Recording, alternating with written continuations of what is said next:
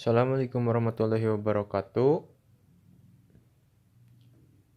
Saya dari kelompok 7 akan mempresentasikan hasil dari pengerjaan tugas yang diberikan jaringan komputer lanjut. Kami kelompok 7 membuat Smart Network e-Government Kabupaten Sumedang di bidang pendidikan, yaitu sekolah pintar.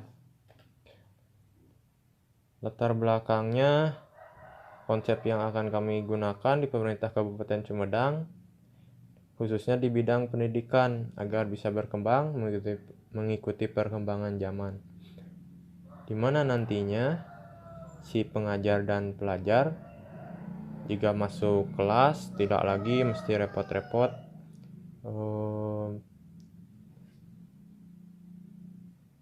mengabsen dengan menulis di tangan, dan juga pemberian materi tanpa harus repot menulis di papan bor.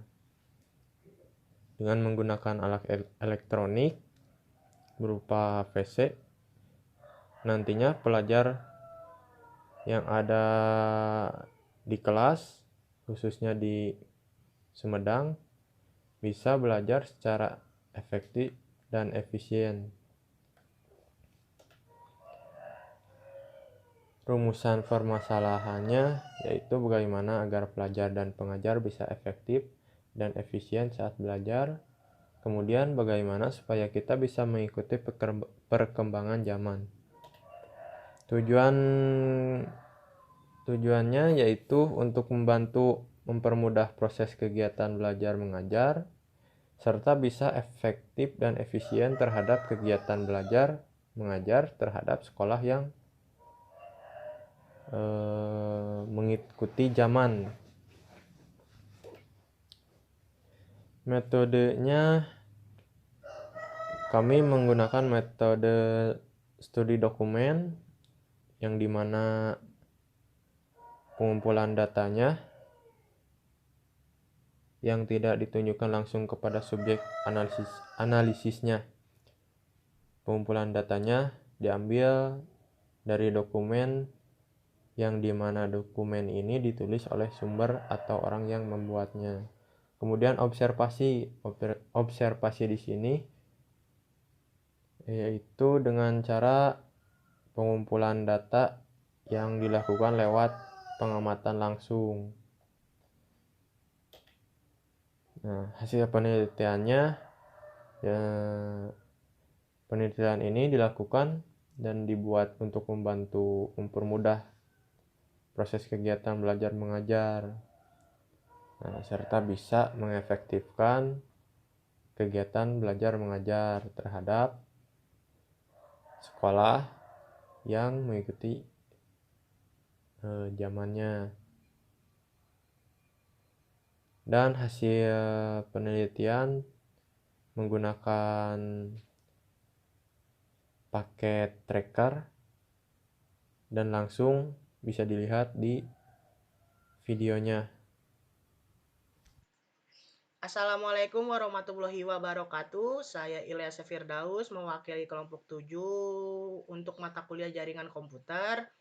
Kali ini saya dan kelompok saya membuat sebuah skema jaringan sekolah pintar. Di sini sekolah pintar menggunakan pintu pintar dan terintegrasi yang dapat terbuka melalui RFID reader. Masing-masing RFID card mempunyai hak akses masing-masing, tapi yang paling berkuasa bisa membuka semua akses adalah ruang server, karena ruang server terdiri dari karyawan teknisi untuk komputer. Contohnya ini ruang server diterima, untuk ruang guru juga diterima, untuk ruang kelas A diterima dan kelas B diterima. Tetapi untuk ruang guru, murid tidak bisa sembarangan masuk, harus menggunakan akses dari RFID card guru seperti ini. Di ruang guru diterima, tetapi murid tidak bisa, karena harus untuk memasuki ruang guru harus memiliki izin dari guru yang bersangkutan. Guru bisa memasuki ruang kelas, ya. Ini juga bisa masukin ruang kelas, siap. Tetapi murid hanya bisa memasuki kelas yang sudah didata di server seperti ini. Dia bisa masuk, tapi dia tidak bisa masuk ke kelas ruang B dan ruang guru dan ruang server tentunya. Di sini juga saya menggunakan settingan data recovery. Jadi seperti ini contohnya, bisa dilihat di server database. Ini untuk IoT-nya. Ini kondisi untuk hak akses. Oke, lanjut saja. Di router saya menggunakan security dan saya menggunakan NTP, Network Time Protocol, agar semua router bisa tersync dengan waktu yang telah disetting di server database. Seperti ini settingannya menggunakan NTP, dan saya juga menggunakan TFTP untuk backup data jikalau terjadi kesalahan terhadap setting. Kita masih bisa merestorisasi settingan yang telah kita backup. Di sini juga saya menggunakan sistem DNS. Jadi kita daripada menggunakan IP, kita bisa menggunakan domain. Kemudian ada sistem SSH log di sini untuk melihat apakah network bekerja dengan baik. Ketika ada error, akan muncul error di sini. Kemudian pegawai server bisa menganalisis dan bisa memperbaiki untuk kesalahan. Di sini juga menggunakan sistem email.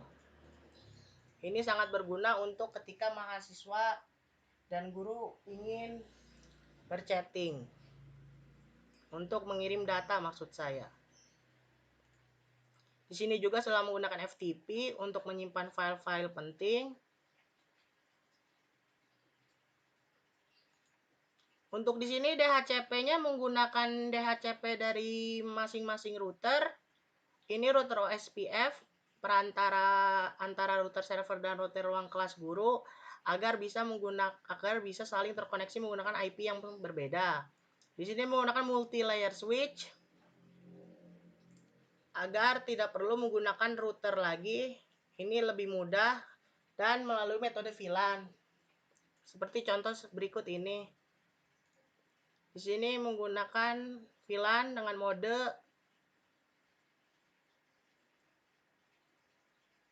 ini IP untuk connect ke router OSPF. Ini untuk mode trunk. Ini VLAN database. Ini default. Ini VLAN untuk ruang guru, untuk ruang kelas.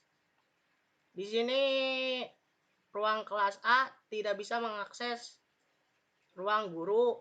Ruang guru tidak bisa mengakses ruang A dan B. Di sini sangat berguna untuk menghindari percontekan saat ujian. Kemudian di sini ada lobby menggunakan IP WiFi yang telah diproteksi dengan password. Di router ini juga pakai password ya. Sudah di-encrypt. Jadi data tidak bisa masuk ke. Sebenarnya di Cisco Packet Tracer ada komen untuk melihat password.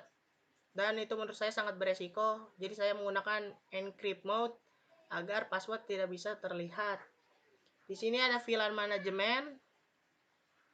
Jadi ini ruang server.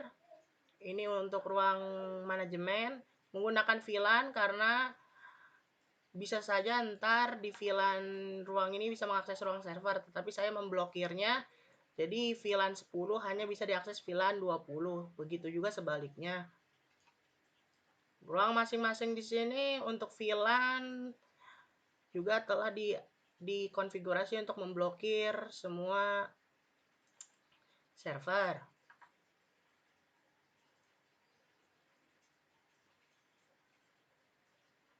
Kemudian di sini juga menggunakan sistem IoT yang sudah terintegrasi, yang sudah saya jelaskan tadi.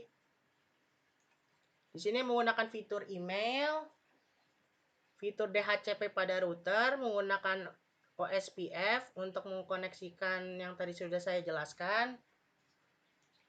Mungkin itu saja yang saya jelaskan. Mohon maaf jika ada kesalahan. Wassalamualaikum warahmatullahi wabarakatuh.